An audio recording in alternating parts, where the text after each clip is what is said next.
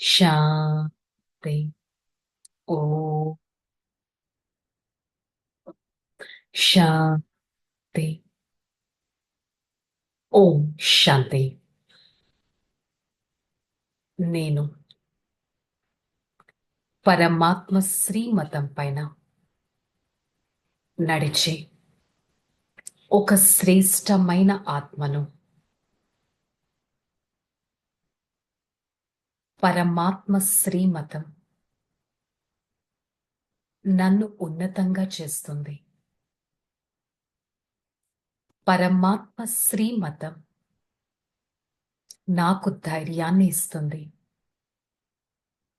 ఈ క్షణం నా శ్రేష్టమైన స్థితిలో ఉంటూ నేను ఆత్మ స్వయం పరమాత్మ సన్ముఖంలో ఈ జ్ఞాన మురళిని వింటున్నట్టు అనుభవం చేసుకుంటాను. ఓం శాంతి. ओम शांति. मुरली डेट 17/3/2025. आज का हेडिंग मीठे बच्चे, पढ़ाई ही कमाई है, पढ़ाई सोर्स ऑफ इनकम है। इस पढ़ाई से तुम्हें 21 जन्मों के लिए खजाना जमा करना है. మధురమైన పిల్లలు గుర్తుపెట్టుకోండి, చదువు సంపాదనకు ఆధారం. చదువే మనల్ని ఎంతో ఉన్నతంగా చేస్తుంది, రిచ్గా చేస్తుంది. చదువు ద్వారానే 21 జన్మలు పరమాత్మ నుంచి వారసత్వాన్ని తీసుకుంటాం. పరమాత్మ చదివించే ఈ చదువు నన్ను శ్రేష్టంగా, ఉన్నతంగా, ఎంతో రిచ్గా, సుసంపన్నంగా తయారు చేస్తుంది. మరి ఈ చదువు అనగా మురళిని రోజంతటిలో ఎంత సమయం మురళి పైన అటెన్షన్ పెడుతున్నాను అనేది స్వయం చెక్ చేసుకోవడం చాలా ఇంపార్టెంట్. ప్రశ్న: जिन बच्चों पर बृहस्पति की दशा होगी उसकी निशानी क्या दिखाई देगा? उसका पूरा पूरा ध्यान श्रीमत पर होगा, पढ़ाई अच्छी तरह पढ़ेगा, कभी भी फेल नहीं होगा. श्रीमत का उल्लंघन करने वालों की पढ़ाई फेल हो जाती है, उन पर फिर राहु की दशा बैठ जाती है. अभी तुम बच्चों पर बृहस्पति की दशा बैठी है. మరి ఎవరైతే శ్రీమతం పైన పూర్తిగా ధ్యాస పెడతారో, అంటే ఏ పిల్లలైతే ఎవరిపైనైతే బృహస్పతి దశ ఉంటుందో వారి గుర్తులు ఎలా ఉంటాయంటే, పూర్తిగా శ్రీమతం పైన వారు ధ్యాస పెడతారు, బాగా చదువుతారు, ఎప్పుడూ ఫెయిల్ అవ్వరు, శ్రీమతాన్ని ఉల్లంఘన అనేది ఎప్పుడూ చేయరు. అలా కాకుండా చదువు మీద అటెన్షన్ పెట్టలేదంటే ఆటోమేటిక్గా ఫెయిల్ అయిపోతారు, రాహు దశ అనేది కూర్చుండిపోతుంది. అందుకని ఇప్పుడు మన పైన స్వయం పరమాత్మ బృహస్పతి దశాని కూర్చొని పెట్టారు. సదా పరమాత్మ వరదాని హస్తం నా తలపైన ఉన్నట్టు, నా పైన బృహస్పతి దశ ఉన్నట్టు అనుభవం చేసుకుందాం. మరి పాటలో చెప్పారు, ఈ పాపపు ప్రపంచం నుండి నన్ను తీసుకెళ్ళు అని. మరి ఇది ఉన్నదే పాపాత్మల ప్రపంచం. మీరు పిలవవలసిన అవసరం లేదు, ఎందుకంటే మీరు పావనంగా ఇప్పుడు అవుతున్నారు. ఇది బాగా ధారణ చేయాల్సిన విషయం. ఇది ఎంతో భారీ ఖజానా. స్కూల్లో చదివే చదువు కూడా ఖజానా వంటిదే కదా. మరి చదువు ద్వారా శరీర నిర్వహణ అయితే జరుగుతుంది, స్వయం భగవంతుడు చదివిస్తున్నారు అనేది ఇప్పుడు మీరు తెలుసుకున్నారు. ఇది చాలా ఉన్నతమైన సంపాదన. లక్ష్యం, ఉద్దేశం ఎదురుగా ఉంది. ఉన్నతమైన సంపాదన, లక్ష్యం, ఉద్దేశం ఎదురుగా ఉంది. సత్యాతి సత్యమైన ఈ సత్సంగం మొత్తం కల్పంలో ఒకేసారి సత్యమైన సాంగత్యం, పరమాత్మతో సాంగత్యం జరుగుతుంది. మరి ఇప్పుడు పరమాత్మ మనల్ని పిలుస్తున్నారు. పావనంగా అవ్వండి, తిరిగి పరంధామానికి వెళ్దామని మనల్ని పిలుస్తున్నారు. కానీ బయట ప్రపంచం వారు ఏం చేస్తారు? వారు భగవంతుణ్ణి పిలుస్తూ ఉంటారు. రివర్స్. ఇక్కడ పరమాత్మ మనని పిలుస్తుంటే అక్కడ వారు భగవంతుణ్ణి పిలుస్తూ ఉంటారు. మనం కొత్త ప్రపంచం కోసం పురుషార్థం చేస్తున్నాం అనేది ఇప్పుడు మనకి తెలుసు. ఆ కొత్త ప్రపంచంలో దుఃఖం యొక్క నామ రూపాలు కూడా ఉండవు. అంతటి ప్రశాంతత ఆ స్వర్గంలోనే ఉంటుంది. నరకంలో క్వైట్ ఆపోజిట్, ప్రశాంతత అనేది లేదు. ఇది ఉన్నదే విషయ సాగరం, ఇది ఉన్నదే కలియుగం. అందరూ ఎంతో దుఃఖితులుగా ఉన్నారు. అందరూ భ్రష్టాచారులుగా అయిపోయారు. ఆ భ్రష్టాచారం ద్వారానే జన్మ కూడా తీసుకుంటారు. అందుకే బాబా అంటున్నారు, మేము పతితంగా అయిపోయాము అని ఆత్మ పిలుస్తూ ఉంటుంది. పావనంగా అయ్యేందుకు ఏం చేస్తారు వాళ్ళు? గంగలోకి వెళ్ళి స్నానం చేస్తారు. గంగా స్నానం చేస్తే పావనంగా అయిపోతాము అంటారు. మళ్ళీ ఏం చేస్తారు? గడియ గడియ ఎదురు దెబ్బలు తింటూ ఉంటారు. ఎదురు దెబ్బలు తింట్లు మెట్లు దిగజారిపోతూ ఉంటారు. మెట్లు దిగజారిపోయి పాపాత్మలుగా అయిపోతారు. ఫస్ట్ పాపాత్మలుగా ఉన్నామంటారు, గంగా స్నానాలు చేస్తారు, ఎదురు దెబ్బలు తింటారు, మళ్ళీ మారరు, మళ్ళీ అలాగే పాపాత్మలుగా అయిపోయి మెట్లు దిగజారిపోతూ ఉండిపోతారు. ఇది ఏంటిది? 84 జన్మల రహస్యం. ఇతర ధర్మాల వారెవ్వరూ 84 జన్మలు తీసుకోరు. మీ వద్ద ఈ 84 జన్మల యొక్క చిత్రం, అంటే మెట్ల చిత్రం చాలా బాగా తయారు చేయబడింది. మెట్ల చిత్రం గుర్తుంది కదా? ఏ విధంగా ఆత్మ పైనుంచి కిందకి, కింద నుంచి ఉన్నతంగా వెళ్తుంది మెట్ల చిత్రం. ఎట్ ద సేమ్ టైం ఇంకొక బ్యూటిఫుల్ పిక్చర్ ఏంటి? కల్పవృక్షం యొక్క చిత్రం. కానీ భగవంతుడు గీతను ఎప్పుడు వినిపించారు, వారు వచ్చి ఏం చేశారు అనేది ఎవ్వరికీ తెలియదు. ఇతర ధర్మాల వారికి తమ తమ శాస్త్రాల గురించి తెలుసు. భారతవాసులకు ఏ మాత్రమూ తెలియదు.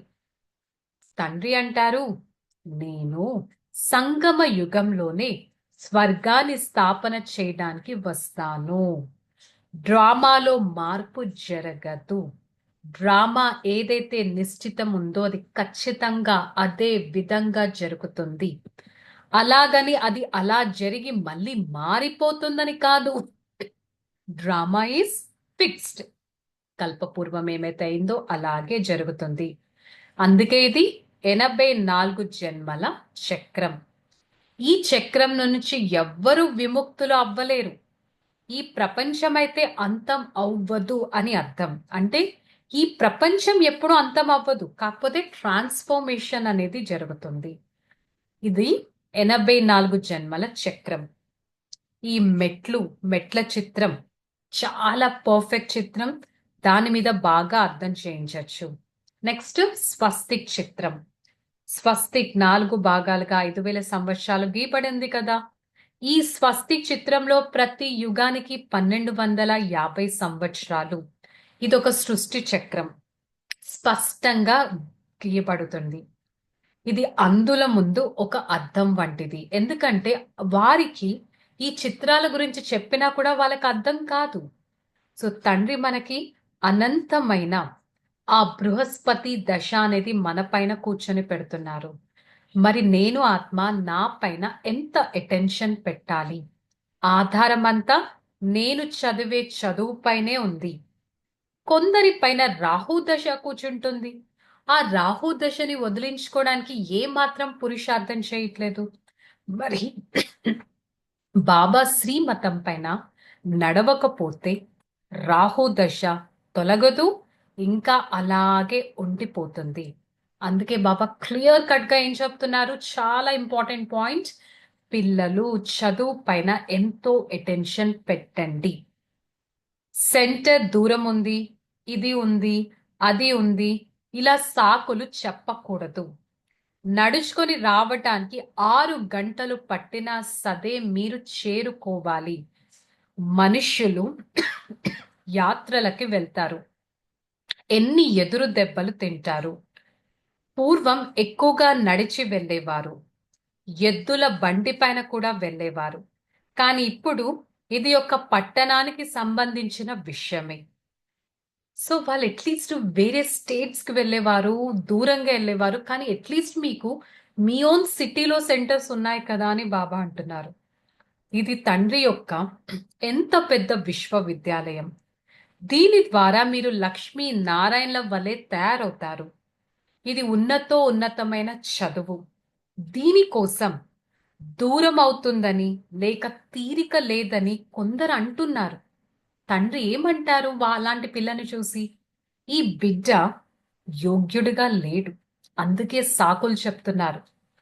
తండ్రేమో ఒక పక్క ఉన్నతంగా తీసుకెళ్లేందుకు వస్తే మీరు స్వయాన్ని సర్వనాశనంగా చేసేసుకుంటున్నారు. మీకు మీరు ఆ విధంగా దిగజారిపోతున్నారు. మరి యాక్చువల్లీ శ్రీమతం ఏం చెప్తుంది? పవిత్రంగా అవ్వండి, దైవీ గుణాలను ధారణ చేయండి, అందరితో కలిసి ఉంటూ కూడా వికారాల్లోకి వెళ్ళకూడదు. జ్ఞానం, యోగం అనే ఖడ్గంతో మీ మీ ఈ స్పిరిచువల్ లైఫ్ ని చాలా చక్కగా ముందుకు తీసుకెళ్ళాలి. ఇప్పుడైతే పతిత ప్రపంచానికి యజమానులుగా ఉన్నారు. ఆ దేవతలు డబల్ కిరీటదారులుగా ఉండేవారు. మళ్ళీ అర్ధాకల్పం తర్వాత ప్రకాశ కిరీటం అనేది వస్తుంది. ప్రకాశ కిరీటం తర్వాత ప్రకాశ కిరీటం పోతుంది. డబుల్ కిరీటదాలుగా పవిత్రత కిరీటం, ప్రకాశ కిరీటం, ఆ రత్న జడితమైన కిరీటం ఉండేది. తర్వాత ఏమవుతుంది? పవిత్రత అనే ప్రకాశం తగ్గిపోతుంది, సింగిల్ కిరీటం అయిపోతుంది. డబుల్ కిరీటదారుల నుంచి సింగిల్ కిరీటదారులుగా అయిపోతారు. పవిత్రమైన మహారాజులు మహారాణుల నుంచి నార్మల్ రాజులుగా అయిపోతారు. అందుకని ఇదొక ఈశ్వరీయ దర్బారు. ఈ దర్బారులో పవిత్రమైన ఆత్మలే రాగలరు. రాధాకృష్ణులది సహజ సిద్ధ సౌందర్యం కదా, అందుకే వారిని సుందర్ అని అంటారు. మళ్ళీ ఎప్పుడైతే వాళ్ళు వికారి మార్గంలో నడుచుకున్నారో శ్యామ్ నల్లగా అయిపోతారు.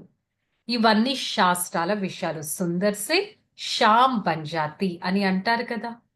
మరి ఇప్పుడు పిల్లలు ఎటువంటి ఆహారమో అటువంటి మనసు అన్న గాయనం ఉంది కదా. ఎగ్జాంపుల్, మాంసాన్ని కొనుగోలు చేసే వారిపైన, అమ్మే వారిపైన, తినిపించే వారిపైన కూడా పాపం అంటుకుంటుంది. అది ఒక ప్రాణి కదా. పతిత పామరుడైన తండ్రి నుండి ఏ విషయాన్ని దాచిపెట్టకండి. సర్జన్ నుంచి మీరు దాచిపెట్టినట్టయితే మీకు రోగం అనేది దూరం అవ్వదు. పరమాత్మ ఒక అవినాశి సర్జన్. ఈ విషయాలు ప్రపంచం వారికి తెలియదు. మీకు కూడా ఇప్పుడు జ్ఞానం లభిస్తూ ఉంది, కానీ యోగంలో లోటు అనేది వచ్చేసింది. స్మృతిని అసలు మీరు చేయట్లేదు. స్మృతి అనేది వింటేనే ఏమీ నిలిచిపోదు అనే విషయాన్ని బాబాకి తెలుసు. మరి స్మృతి యాత్ర పూర్తవుతుందో అప్పుడు మీరు ఆటోమేటిక్ గా కర్మాతీత అవస్థకు చేరుకోగలరు. అప్పటి వరకు స్మృతి చేయాల్సిందే. మన కోసం రాజ్య స్థాపన జరుగుతుంది కదా. ఈ రాజ్య స్థాపనలో ఎన్నో యుద్ధాలు చేయవలసి వస్తుంది. నేను మాత్రం మంచి రీతిగా పరమాత్మని స్మృతి చేసినట్టయితే ఎంతో ఉన్నతమైన వారిగా అవ్వగలగను. అలాంటి స్వర్గంలోకి వెళ్ళగలను ఎక్కడైతే ఎంతో ప్రశాంతత ఉంటుందో. కానీ ద సేమ్ పాయింట్, పిల్లల్లో ఎంతో నిశ్చయ బుద్ధి కల వారిగా ఉండాలి. అలాంటి నిశ్చయ బుద్ధి పిల్లలకి బాబా కూడా నమస్కరిస్తారు. మీరు గృహస్థ వ్యవహారంలో ఉన్నారు కదా, అయినా ఇంత పవిత్రంగా ఉంటున్నారంటే వారిని బాబా కూడా నమస్కరిస్తారు.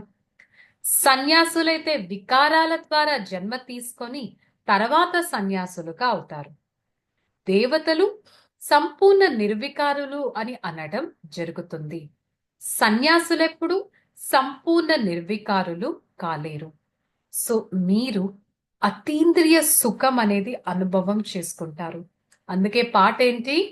అతీంద్రియ సుఖం ఎలా ఉంటుందో గోప వల్లభుడైన గోపి గోపికలనే అడగండి అని అంటారు కదా.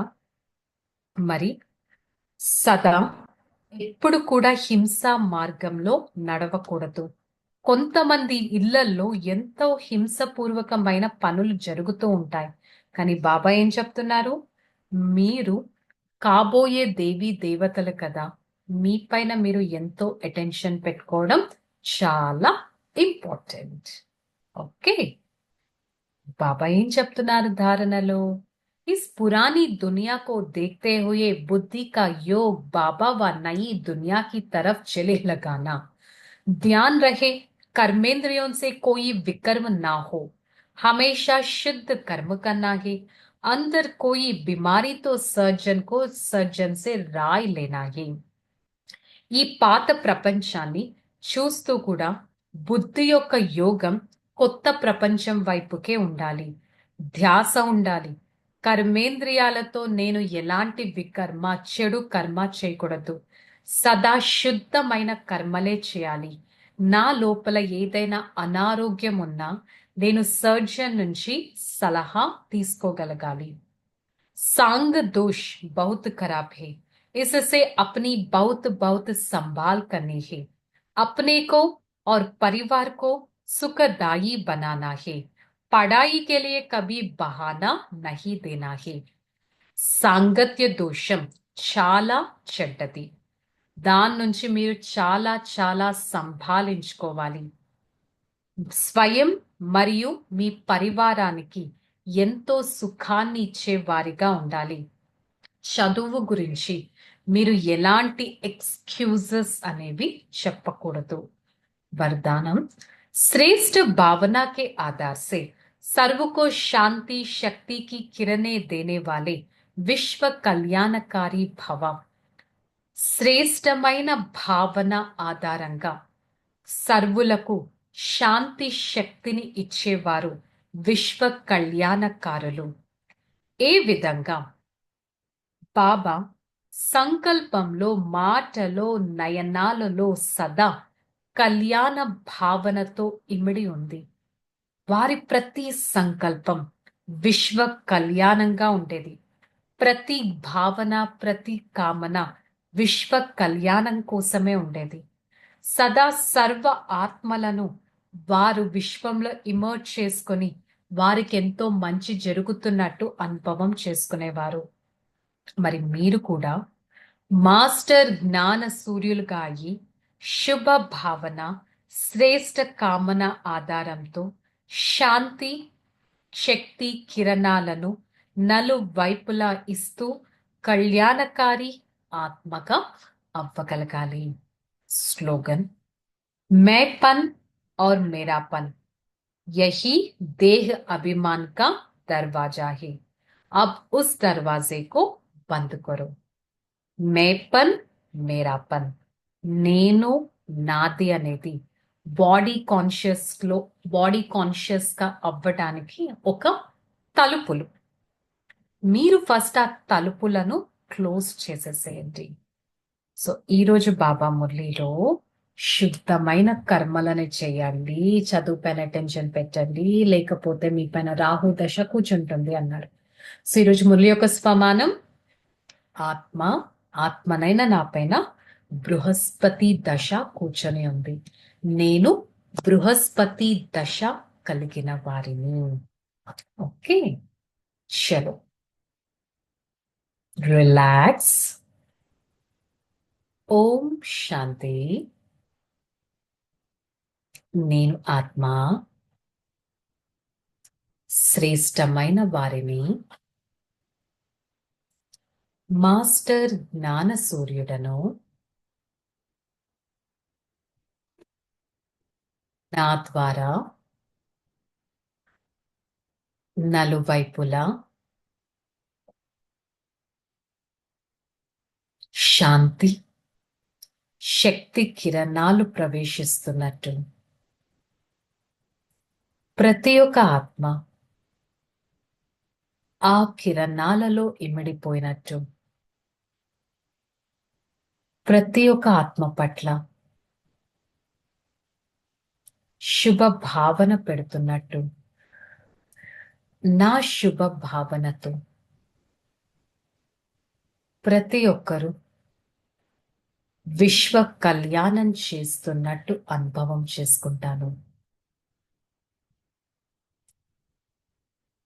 నేను శ్రేష్టమైన ఆత్మను. నేను నిశ్చింత ఆత్మను. నేను విశ్వ కళ్యాణకారి ఆత్మను. నేను ఆత్మ ఆత్మాభిమాని స్థితిలో ఉంటూ ఈ ఆత్మిక సంతోషాన్ని నలువైపులా వ్యాపింపచేస్తాను. నాలోని ఆత్మాభిమానం ప్రతి ఒక్కరిని శాంతిగా, సుఖంగా, నిశ్చింతంగా చేస్తుంది. నాలోని నిశ్చింతత అందరికీ ఎంతో హాయిని ఇస్తుంది. నేను పరమాత్మకి చెందిన వారం. పరమాత్మ ప్రియ ఆత్మను. I, the soul, always try to maintain my own soul conscious state where I remember Supreme Father is blessing me to become an elevated being. For the next few seconds, I try to experience my own elevated stage. This is the stage away from this earth. This is the stage where I experience an elevated stage, a stage with an unlimited happiness.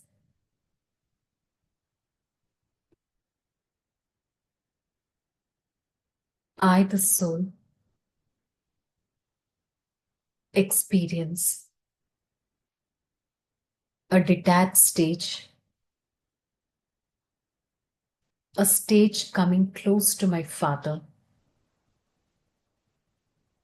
My Father's blessing hands are always on me. I am experiencing the calmness of my intellect. I am going to stop all the traffic of this intellect. Hey Father, thank you so much for showing me the path to be detached, the path to experience the purity, and the path to walk upon. Om Shanti, Shanti, Shanti. I, the soul, experience the complete purity of myself. Spread that purity to every part of this body and be a pure being. Om Shanti.